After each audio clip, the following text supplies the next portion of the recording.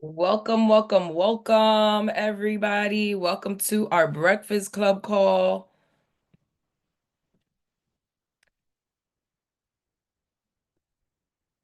Welcome, welcome, welcome.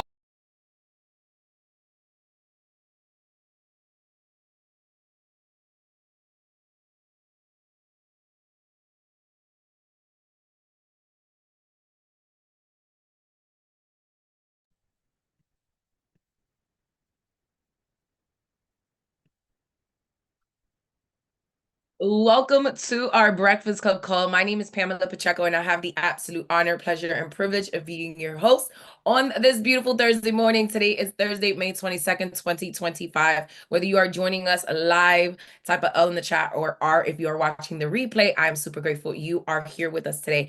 I remember when I first embarked upon entrepreneurship almost 12 years ago, I was looking forward to these type of morning mentorship calls. And not only was I looking forward to these type of calls because of the information I was receiving, but I was looking forward to these type of calls because of the inspiration I was receiving.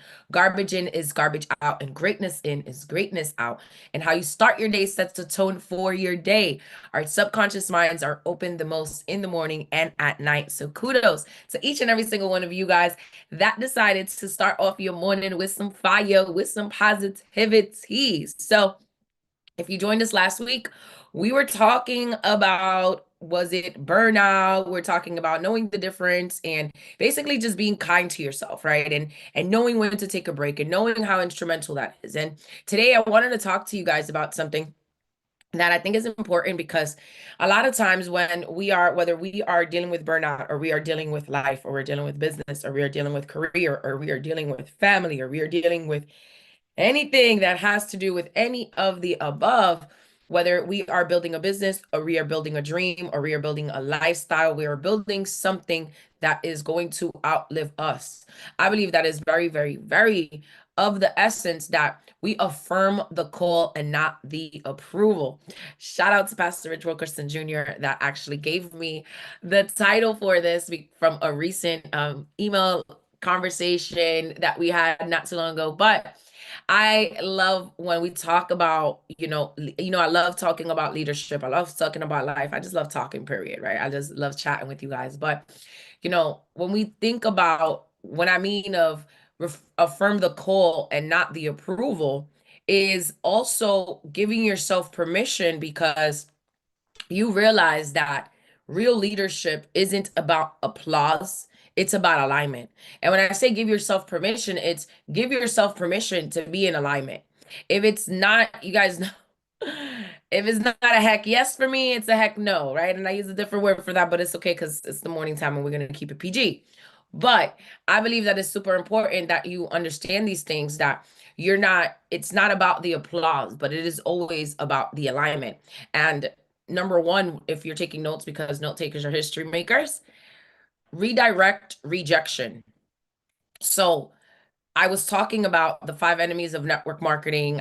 Did a call for Africa earlier this week, and we went over the five enemies of network marketing, right? And if you've ever heard me talk about the enemies of network marketing, you know exactly what I am talking about. We're talking about attrition, we're talking about apathy, we're talking about rejection, we're talking about dream stealers, right? We're talking about deception. And the number one out of all of these is rejection. And rejection is what stops a lot of people from just not only building a business, but building their dream life. And I always have the mindset when it comes to rejection. And I love my dad to death. Shout out to him. If you're watching this, Papi, te amo. But the relationship always hasn't been that. And what always drove me in business when it came to rejection was that I said, you know what? I was rejected by the man that actually made me. My dad, when my dad and my mom got divorced when I was young, that's how I felt, right? Because when you don't have a relationship with your father, you're like, well, this is just how I feel, right? Well, that was the rejection that I needed, I guess, because that put a chip on my shoulder. So I didn't care to go through 1,000 no's. I didn't care, and I still don't, to go through a million no's because I got rejected from the man who contributed to making me, but my father in heaven never rejected me. So I've always been very, very aware of that, and I never really cared about rejection. And on the contrary, I always redirected rejection without even knowing it, because I was turning it from pain into purpose. And it's important to understand that when you're dealing with rejection, the more rejection you deal with, whether you're building a business, you're building a dream, you're building a lifestyle, you're building a relationship, you're building a movement, you're building an idea, you're building a legacy that's going to outlive you, the more rejection you go through, the better you will be. Not only as a businessman or woman, as a human being. Because it's understanding that rejection isn't your ending, but it's evidence that you're on assignment. And rejection is redirection toward that refinement, that while you are in alignment. And let me explain. So, what do I mean by that? And Ed Milet is one of my favorite people. And he always says, life is happening for you, not to you. Rejection is a setup. And you often hear me say, the setback is the setup for the comeback. So if rejection is a redirection toward refinement, you have to understand that everything is happening for you. So it's working out for your good, no matter what it looks like, no matter what it feels like. It's also this perspective when it comes to in a leader, it's don't fear rejection. Study it, ask it, embrace it. What is this that is pushing me? What is it? What is it? Not only that it's pushing me toward, but what am I learning in the process? My always conversations with God in the morning when I get up and I give my gratitude and I'm like, thank you, God, for another day. I'm so grateful for this day, so grateful for another opportunity. It's always, how can I serve you, God? How can I serve you? How can I serve you? And I'm going to tell you guys, right? So recently, I went through some major rejection when it came to this Mental Health Matters conference, to the point where it was just, looking back at it, is like it wasn't rejection, it was redirection, right? However, for a moment, it almost took me off my game. It almost took me off my assignment, because I was like, you know what, God, I'm okay with not doing the conference. I know I've been going through my own mental health stuff. Like, it's okay. And God was just like, no, no, no, no. Like, I have you on assignment for a reason. Like, I need you to do this for a reason. And when you pray and you ask, and then you see things like the next day, you're like, okay, I'm not gonna not be obedient, because I know you have me exactly where you need me to be. And again, it's because life is happening for you, not to you. So that rejection led me to redirection, and it ended up even being a bigger blessing. It ended up being a bigger blessing. Here's also the reality. When you deal with the rejection, I believe that it filters your faith tribe. It filters your faith tribe. There's a lot of people that, say that they're faithful, and you have them around you sometimes, and you're just like, yeah, there's faithfuls and right people, they believe, blah blah, until you got to deal with it. Until you got to deal with the thick of it. Anybody ever experienced that? It's like it was all good just a second ago, right? Until you dealt with something real, until you led with rejection. But here's the reality. Why I love that rejection filters your faith tribe, because Tony Robbins said it best. He said, you're not rejected. Your old level is. Your old level is. And John C. Maxwell, one of my favorites, also says it very, very, very similarly. He's like, the wrong people saying no, it clears the room for the right people to say yes. That, when I remember reading that, I was just like completely mind boggled. Right. So you guys are going to hear from some of my favorites today. Jesus, John C. Maxwell, Tony Robbins, and Violet. I put it all together for y'all. But speaking of that, when I first hear it, I said, if the wrong people saying no clears for the room for the right people to say yes, then I just got to go through more no's. I got to just go through the rejection. I got to go through the rejection. So here's another thing. Rejection, if we really think about it, it really trains your resilience. Why is it that you get better the more rejection that you go through? Why is it that you become better? Why is it that your mindset grows? Why is it that you hear it all the time? Is like, the more rejection you go through, the better you will be. Why? Because if you're not being doubted, you're not doing anything different. That's the reality. If you're not being doubted, you're not doing anything different. You're doing things that are fitting the status quo. You're doing things to fit in, and you were born to stand out. Why are you dying to fit in? And that's just my type of people that I'm talking to right now, right? But rejection trains your resilience. And I remember when I first read the book Winning and by Tim Grover. And when he said that, and also in the book Relentless, he said the same thing. It's like if you're not being doubted, you're not doing anything different. And I was just like, oh. And it correlates very similar to when Ed Milet said, confidence comes from keeping promises to yourself, even when the world says no. Think about the promises that you've kept to yourself, even when the world said no. And if you haven't, then you need to reassess that.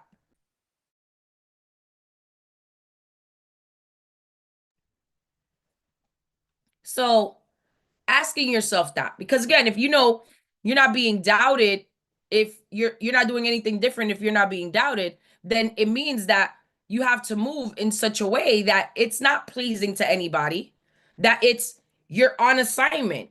So when we're talking about affirming the call and not the approval, it's knowing that. But it's also, yes, that confidence, that confidence, it comes from you keeping the promises to yourself, even when the world says no.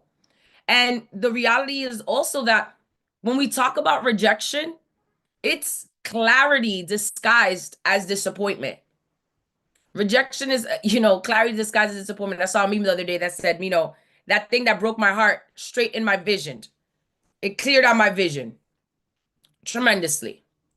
And when I heard that, I was like, that makes a lot of sense. That does make a lot of sense. Because rejection, I believe, is heaven's boundary line. It is. And the reason why it does come disguised as disappointment, because I believe that God does have a filtration process. And he has to see how bad do we want things. But he'll never let hard work go unnoticed.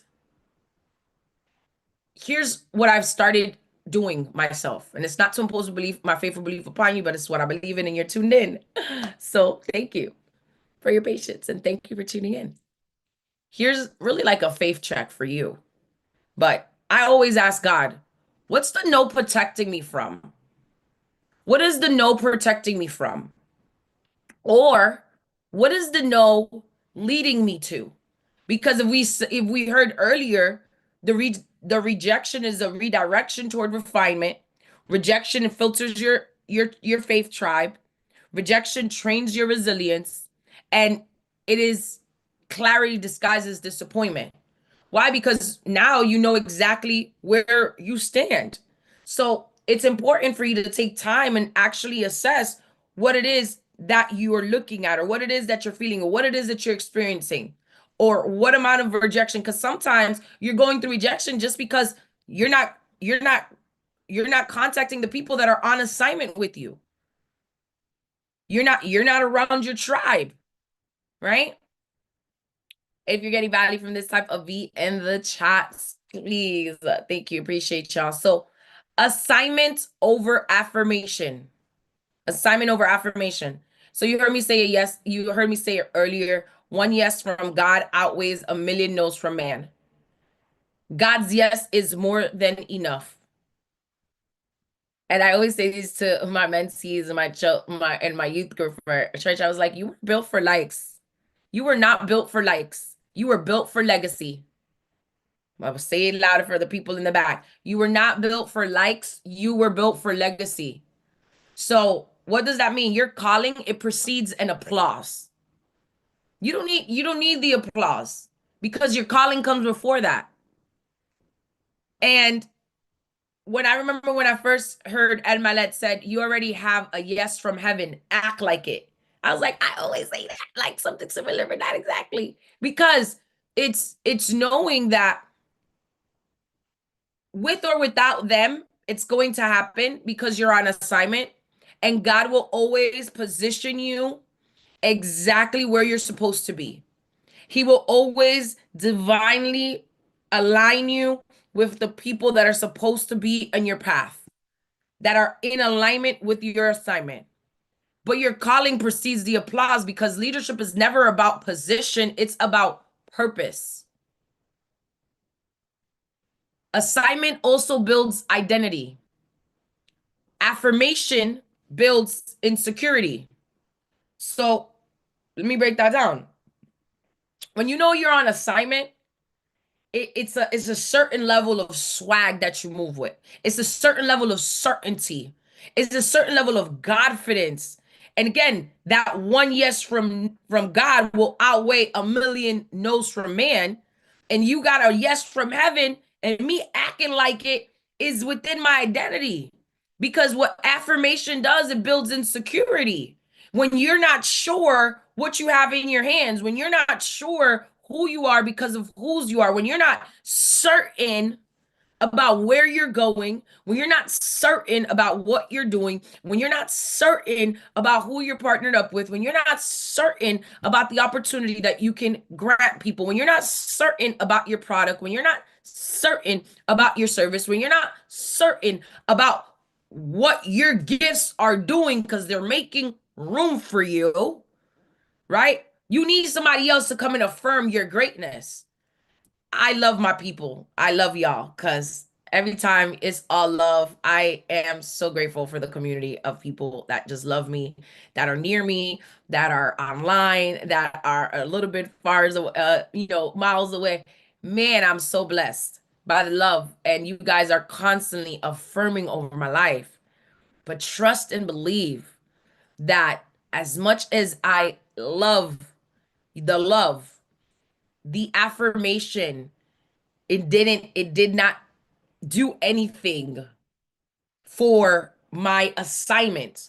Why? Because when you get affirmed on something where you don't know you are on assignment, you're only going to build insecurity because you start Tim Gore, I remember when I first said this, he was like, stop negotiating your mission with people who don't understand it. I was like, sheesh. Stop negotiating your mission with people who don't understand it. So when you are looking for likes, and when you realize that you're not built for likes, but you were born for legacy, you stop caring about what anybody else has to say. And the affirmations from other people are great, but they just become a cherry on top of your identity because you know who you are because of whose you are. You know, Jesus never once asked the Pharisees to co-sign his identity. But anyway, because he knew exactly who he was. Assignment builds identity. When you know who you are because of whose you are, anything else is extra. Anything else is just, oh, thanks. Maybe that was a God wink. But your assignment is greater than any affirmation that you can receive from anybody. And here's also why it's not that the affirmations from people don't make me feel great and I love it. And it's not that it doesn't make me feel all fuzzy inside and I give him right back because I genuinely mean it. But I affirm so many things over my life every day. Like I'm speaking what it is that I want to seek every day over my life. Why? Because what option do I have? Which affirmations are you gonna affirm over your life? Oh, I had a conversation. It is crazy because last night, y'all know I always gotta just bear with me. So last night we had a worship night at church, and the word was on surrender. And I had just had that similar conversation with three different people. And these three people, they don't even know each other. And we were talking about the same thing in different situations. But it was like, I knew. I knew. See, and I was just telling them, I said, you know what it is? Because I know what the word says. The word of God can never be void. Jeremiah 29:11, it says his plans are to prosper, are to give me hope, are to give me a future. They're never to harm me. Romans 8:28 says, for all things, I will work out for your good, work out for good. I will work out all things, not one thing, not two things, not what happens in March, not what happens in May, all things. So all life is lifing. I get it. But which narrative is going to get better, is going to allow you to get better? Is it the bitter one? No, you want to get better. So it's which narrative are you going to fuel? Because whatever you focus on will expand. Whatever you follow the longest becomes the strongest. Where emotion goes, energy flows. So I know whichever feeling I fuel is what will grow and is what will win. So even when I'm in moments of uncertainty or in moments of, man, I wish this could be better, or I wish this wasn't like this, or this is not as what I expected, or it's not favorable, or man, life is just beating me up. I remember and I affirm over my life the truth that it is that I know, because the testimony of Jesus is the spirit of prophecy. That means what he did for another, he will do it again. And that's why that is one of my favorite Maverick City music songs, by the way. And I know I just went down the rabbit hole, but it's okay. Right? But it's knowing that you're the affirmation is okay, but assignment is what is building your identity. And the affirmations that you speak over your life are what's going to shape and build that identity, the narrative that it is that you choose to focus on. Because y'all realize affirmation fades, but assignments, they fuel legacy. Your identity, it must be unshakable. It has to be independent of performance. I see a lot of people, they ranked up and they this and they that, and that's all they are, they think that all they are is their rank. And it's like, y'all think y'all storing up them ranks in heaven? No, you're not. I'm sorry. You're way beyond that identity, like what you're identifying as. Because again, assignment is what fuels legacy. Your identity must be unshakable, independent of performance. Shout out to Tony Robbins, right? And that is one of those things that when you hear it, you're like, huh. Because somebody tells you, oh, you're not performing or you're not where you want to be at. And a lot of times that somebody is yourself. I've done it to myself because I care to win, because I want to get to the next level, because it matters. But I also remember that my assignment is what builds my identity. I'm not, it's also what fuels my legacy, but I am who I am independent of performance, because the one who could outperform me did, right? So when you're chasing who you're called to be, the need for applause, it disappears. It really, really does. Because God's yes is greater than man's validation. The word tells us the gifts and calling of God are irrevocable. You were called before they notice, and you'll still be called after they forget. You were called before they notice, and you will still be called after they forget. That's a word for somebody. Approval is seasonal. Calling is eternal. So let me break that down. Crowd favor is fleeting, but purpose is permanent. A lot of times we confuse seasonal popularity with eternal purpose. And you can't be desperate for attention and anchored in destiny at the same time. You can't care so much what people say, what people do, how people feel, what people think about you, but you're saying you're living for destiny, that you're living for legacy, that you're going to live out the calling and the purpose that God has over your life. Are you desperate for the attention, or are you anchored in the destiny? Because it can't be both. Two thoughts can't coexist at the same time. Again, popularity is temporary, but influence is eternal. Don't confuse seasonal popularity with eternal purpose. Your calling, it must outlive the climate. And you're like, wait, what does that mean? Your calling must outlive the climate.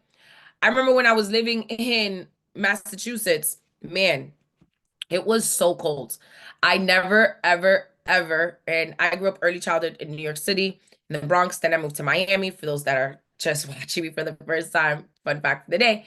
But anyway, I remember when I was in Massachusetts, I was living in Brockton, Massachusetts, about 30 minutes south of Boston, of the city. And it was raining, guys, but it was cold. Then it was snowing and raining at the same time. I remember calling my mom, and I am walking right now. I was walking to the nearest mall that was like around the corner, like a few blocks, maybe like maybe like 2 miles. I was walking and in the rain while it was snowing, and I'm in boots. So y'all know I love my heels. Okay. I'm in some stiletto boots, knee-high boots, because it was cold. And a jacket on, like a bubble jacket on, and I am freezing. And I'm talking to my mom, and I'm like, Mom, this is the devil state, Mom. Can you believe, like, I've never seen it raining and snowing at the same time? I was like, what is this? I've never experienced such atrocity in weather. But I was on assignment because I had a business meeting that I had to go to. And the person that whose car I was using at the time, I couldn't use the car. My Uber canceled, so I couldn't Uber anywhere. And I was like, well, then I guess I'm gonna walk. And as I started walking, it was already, snowing a little bit, and then it started raining, and I was like, nah, this is not it. I cannot believe this is happening. I cannot believe this is happening. Why is that? Is because I also understood that it's me not only focusing on the circumstance, it's also me realizing that my calling gotta outlive the climate. The goats don't care what temperature it is, they bring the fire. So you have to understand that when you are on assignment, it may not be the best circumstances all the time. It may not be the best feeling all the time. It may not be immediate results. It may not be immediate growth. It may not be immediately what it is that you envisioned. But when you understand that you're going to bring the fire no matter what temperature it is, you're not called to adapt to culture. You're called to advance the kingdom standards. I best read it like this: if you anchor to applause, you'll drift in storms. I was like, oof, that was good. If you anchor to applause, you'll drift in the storms, because that's where your identity is. That's what you value. And it's like, I don't know about y'all, but I'm gonna build it on a rock. It's upon a rock. Is that how we build? That's a firm foundation right there. But don't let the noise of others' praise distract you from your next move. The biggest threat to a lot of success is a little bit of success. The biggest threat to massive impact is a little bit of impact. The biggest threat to massive growth is a little bit of growth. But if you anchor to applause, you drift in the storms. So what it is that you're building, do you realize that you're not building for likes, you're building for legacy? Do you realize that the assignment is greater than the affirmations? And that is completely up to you. But here's why, what matters in that as well. The crowd's response isn't the measure. Obedience is. Remember when I read this in Let's book, is like, if nobody claps, will you still be committed? I was like, Yeah, I'm gonna still be committed. Are you? And I've seen that over and over and over again happen in so many different areas of life. If nobody claps, will you still be committed? Until, what does that until look like? It looks different for everybody. As we move into the next section, leading without likes, inner certainty in outer criticism. So leadership is doing the right thing even when nobody's watching or liking it. Leadership is the people that bring certainty to an environment that there isn't any. Leadership, right, is you get paid in public for what you do in private. But private discipline fuels public leadership. So, what are you doing each and every single day to work towards your goals, towards your dreams, towards becoming the best version of you? Are you working on your faith? Are you working on your family? Are you working on your fitness? Are you working on your fortune? Are you working on your phone, on your fun? Jesus withdrew to lonely places just to pray, and Luke 5:16 tells us that. John Maxwell always says you can't lead others until you lead yourself. Your habits really reveal what it is that you believe about yourself. And I always used to say that in something similar. And when I read Evelyn said the same thing, I was just like, oh, that does make sense. Oh, yeah, that does. Why? Is because what you really believe about yourself, what you really believe about yourself, you will reveal in your day-to-day habits.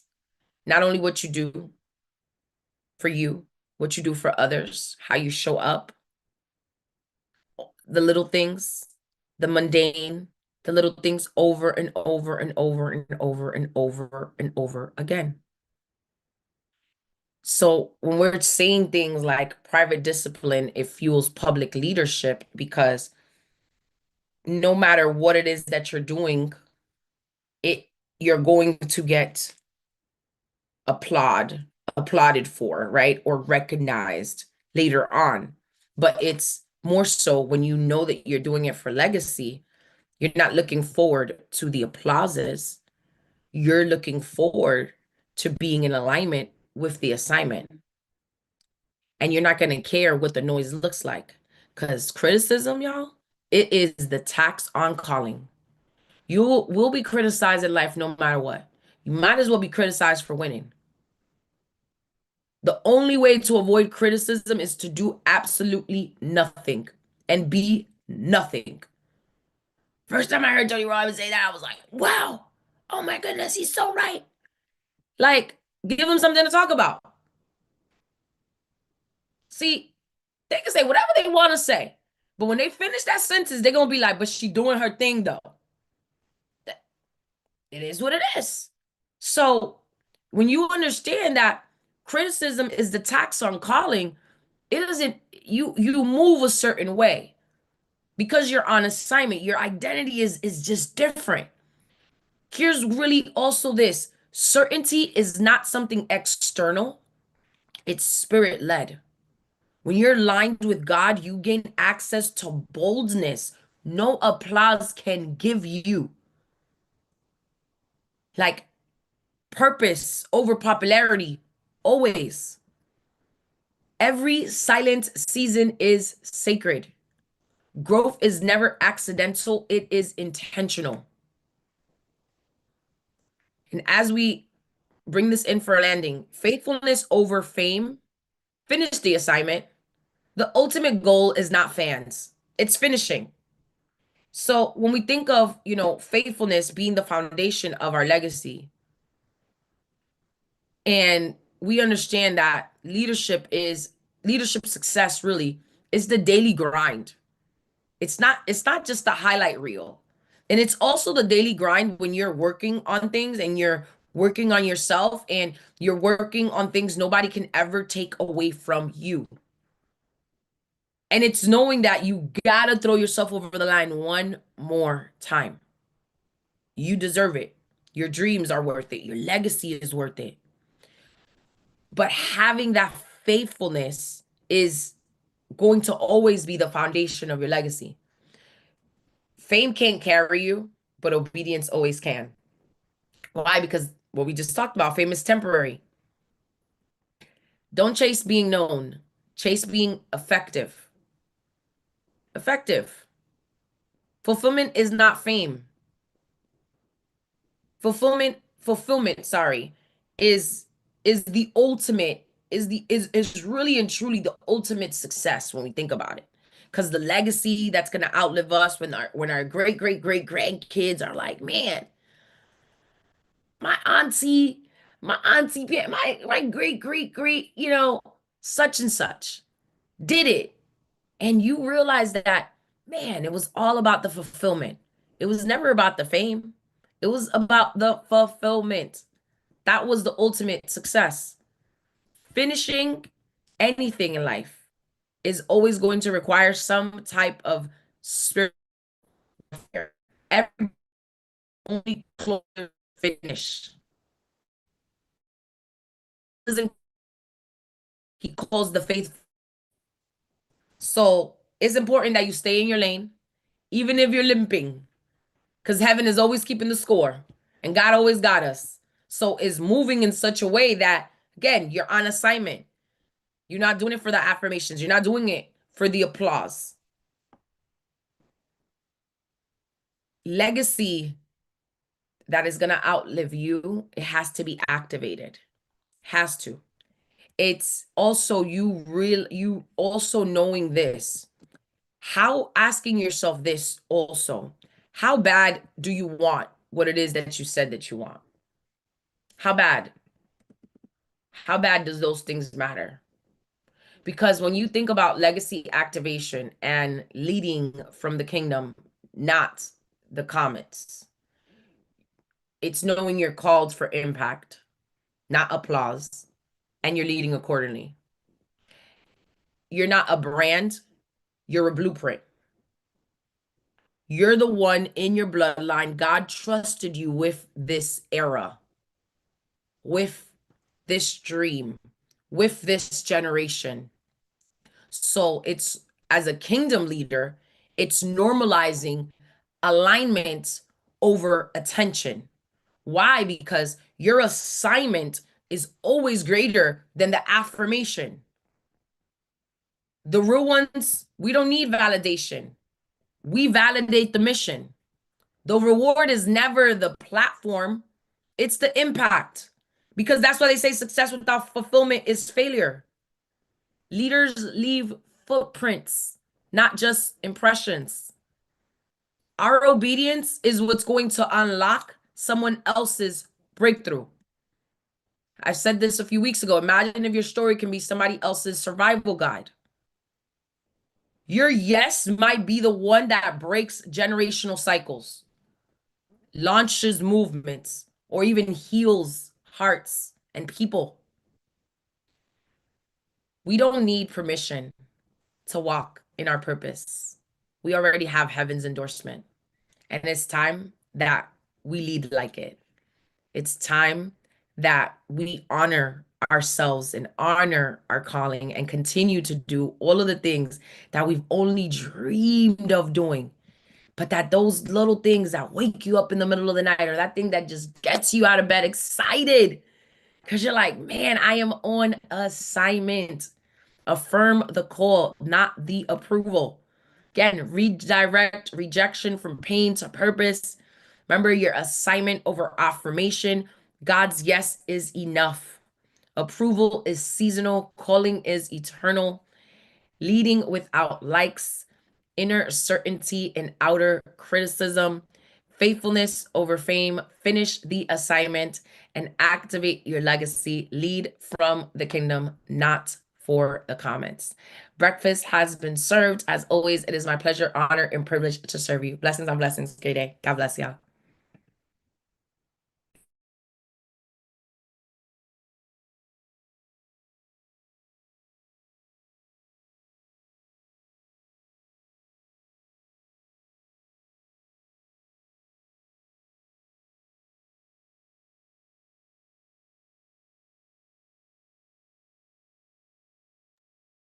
My pleasure. Thank you, Lisa. Appreciate y'all.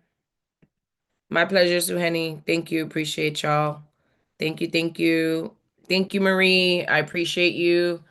Thank you, Tiffany. I appreciate you. Thank you, John. Thank you so much, Sam. Thank you. Thank you. Thank you, guys.